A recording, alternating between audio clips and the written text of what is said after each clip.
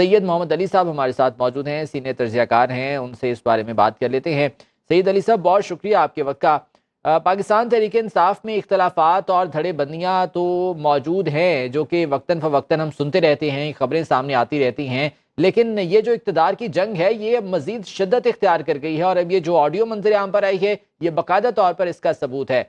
आप क्या सियासी सूरत हाल देख रहे हैं पार्टी के हवाले से?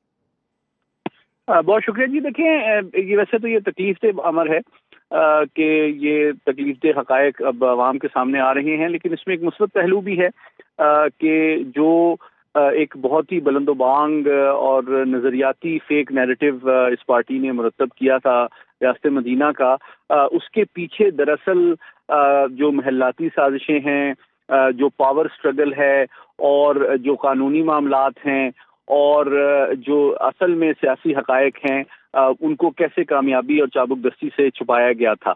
लेकिन अब ये हक़ाइक़ अवाम के सामने आ रहे हैं, तो उसमें खुशाइन पहलू ये है कि मैं तवक्को करूँगा कि जो उनके फॉलोअर्स हैं, वोटर्स हैं और खैरख़्वाह हैं, वो इन हक़ाइक़ की बुनियाद पे मुस्तक़बिल में इलेक्शन में अपने वोट का हक़ ज़्यादा ज़िम्मेदारी के साथ इस्तेमाल करेंगे, ताकि उनसे वो कोई गलत फहमी पर मबनी ना हो। अलबत्ता साथ ही साथ जब चूँकि पार्टी का शिराज़ा बिगड़ता हुआ नज़र आ रहा है, तो ये जो पावर स्ट्रगल है और ब्लेम गेम है उसके सियासी हलकों में, कानूनी माहिरीन में और इवन घर के करीब तरीन अफराद के दरमियान, वो ज़्यादा शिद्दत इख्तियार करती जा रही है। तो इससे ये चीज़ साबित होती है कि अब इवन घर के अफराद हों या कानूनी माहिरीन हों या सियासी जो उनके करीब तरीन साथी हैं, वो इस बात का इदराक करते हैं कि अब इस पार्टी का मुस्तक़बिल कोई ज़्यादा रोशन नहीं है और वो अपनी नाकामियों का जो ब्लेम है वो और मुर्द इल्ज़ाम एक दूसरे को ठहरा रहे हैं, और क्योंकि उनको इस बात का एहसास हो रहा है कि अब उनका सियासी मुस्तक़बिल जो है वो इतना रोशन नहीं है। सैयद अली साहब, जो ख़ानदान के इख्तलाफात हैं वो तो ठीक हैं, वो तो पता चलता है कि इक़्तिदार की जंग के लिए हैं, लेकिन पार्टी के अंदर जो धड़ेबंदियाँ शुरू हो गई हैं, सियासी तौर पर कितना नुकसान इसको जो है वो पहुँचा सकती हैं? देखिए, ये एक तकलीफ लेकिन फितरी अमल होता है, जिसको कहते हैं अंग्रेजी में नथिंग सक्सीड्स लाइक सक्सेस। यानी कि जब आप इख्तिदार में होते हैं, आपके पास दौलत की और वसाइल की और इख्तियारात की रेल पेल होती है, तो सब कुछ ठीक होता है। और इससे ये बात भी साबित होती है कि असल में इस पार्टी का नज़रिया कोई नहीं है, ये सारे अपॉर्चुनिस्ट और मौका परस्त लोग हैं, जो कि इस ख़ानदान से रिश्तेदारी भी करें या इनकी सियासी सपोर्ट करें या वकालत करें, लेकिन जब उनको नज़र आता है कि कश्ती डूब रही है और इस मुस्तक़बिल ज़्यादा ताबनाक और रोशन नहीं है, तो अपनी सवारी बदल लेते हैं। ठीक है, सईद अली साहब साथ रहिएगा। अब्दुल्ला गुल साहब हमारे साथ मौजूद हैं, सीनियर एनालिस्ट हैं, उन्हें शामिल गुफ्तगू करते हैं। अब्दुल्ला गुल साहब, बहुत शुक्रिया आपके वक्त का। पीटीआई का शिराजा बिखरता हुआ दिखाई दे रहा है और खासी हद तक पार्टी बिखर चुकी है। धड़ेबंदियां जो ग्रुपिंग है वो खुलकर सामने आ गई। अब ये खानदान के अंदर, फैमिली के अंदर इक़्तिदार की जंग चल रही है, जिसका सबूत ये ऑडियो, मुबैना ऑडियो है जो कि लतीफ़ खोसा और बुशरा बीबी के दरमियान हुई है। आप क्या देखते हैं सूरत हाल आने वाले दिनों में? बिस्मिल्लाहिर्रहमानिर्रहीम। देखिए, ये तो होना ही था, क्योंकि ये पार्टी जिस तरह से बनी थी, ये एक कल्ट फॉलोइंग इसको कहा जाता है, और फिर उसके अंदर लोगों ने बस एक शख्सियत परस्ती के ऊपर जो है वो फोकस कर लिया। अब जब उनको पहले तो ये लगा कि ये शायद शख्सियत जो है ये सब इदारों पे और पूरे पाकिस्तान में भारी हो जाएगी, क्योंकि उसकी बुनियाद जो थी वो तमाम झूठ के ऊपर रखी हुई थी। वो एक सिर्फ धोखा था, एक शराब था जिसके पीछे जो है लोगों को लगाया गया था। नतीजा ये निकला कि आज जवानों की उम्मीदें जो हैं वो ज़मीन बोस हो रही हैं। उनको ये फिक्र लाहक हो गई है कि अब इस पार्टी की क़यादत, क्योंकि पहले ही उनका ख्याल था कि कोई जो है उनके चेयरमैन को हाथ नहीं लगा सकता, लेकिन ज़ाहिर है पाकिस्तान का कानून जो है वो माजी में बड़ा सख्त रहा। उन्होंने वज़ीर आज़म को फांसी तक भी दी, उन्होंने घर भी भेजा और उन्होंने सजाएं भी दी। लेकिन अब जो है, जब आहिस्ता आहिस्ता उनको ये एहसास हुआ कि ये मामलात तो अभी तूल पकड़ रहे हैं, और सबसे पहली कमजोरी तो ये थी कि जब उन्होंने एक अपना चेयरमैन जो है वो दूसरा आदमी नामजद कर दिया, जो बिल्कुल एक गैर जमहूरी तरीके से हुआ, जो कि इलेक्शन कमीशन की बुनियादी असूलों की वायलेशन है।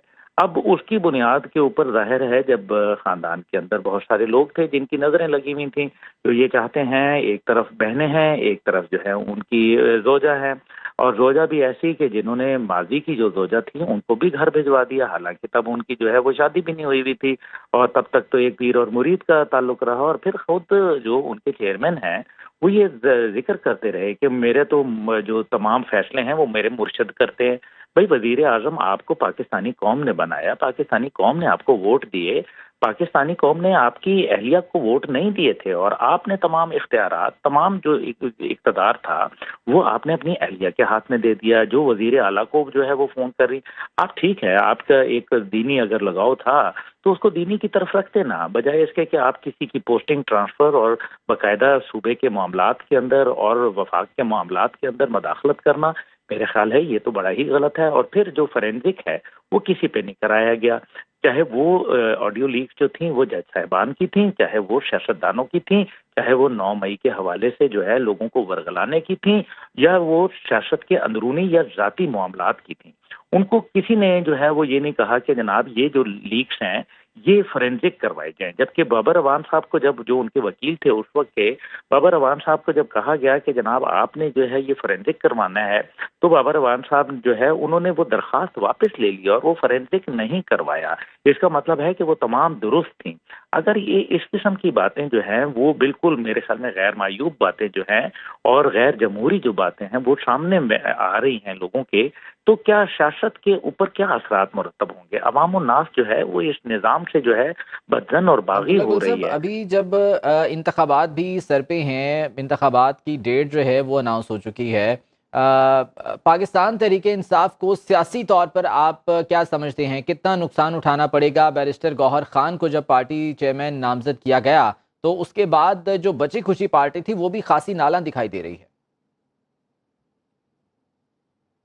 جو ہیں وہ ایک بے شک اچھے آدمی ہوں گے، اور لیکن اس کا ہرگز مطلب نہیں ہے کہ ان کی پارٹی کے لیے کیا خدمات ہیں۔ کیا وہ لوگ جو پارٹی سے منسلک تھے، جو آخری وقت تک جو ہے وہ کھڑے رہے، علی محمد خان ان میں سے ایک ہیں، ان کو کیا ملا؟ بات تو یہ ہے۔ اور پھر ایسے لوگ ابھی آپ دیکھیں گے، یہ تو ابتدا ہے، ابھی اور اس کا شرازہ بکھرے گا۔ اس کی وجہ یہ ہے کہ یہ جس طریقے سے تیزی سے یہ اس پارٹی کے اندر انہوں نے شمولیت کی تھی یا کروائی گئی تھی، اسی تیزی سے یہ جو ہے یہ چھوڑ کے جا رہے ہیں۔ یہ ایک بالکل درست کہا، ابھی جو پہلے مقرر تھے انہوں نے یہ کہا کہ جی یہ موقع پرست لوگ ہیں، تو یہ موقع پرستی کے اندر دیکھ رہے تھے، انہوں نے پاکستان کا بیڑا غرق کر کے رکھ دیا۔